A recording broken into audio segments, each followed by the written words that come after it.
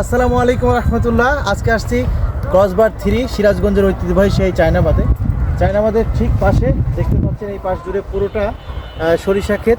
অনেক সুন্দর জায়গা, দেখতে থাকুন। বড় দেরি করে দেখা হলো, হলো চেনা জানা, আরো দিন গেল পেতে মনেরই ঠিকানা।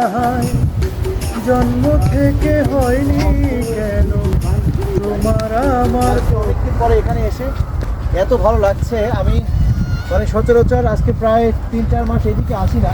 3-4 মাস পরে যখন আজকে প্রথম আসলাম এদিকে, সত্যি প্রাণ জুড়ে এখানে এই সরিষা ক্ষেতের অপরূপ দৃশ্য দেখে।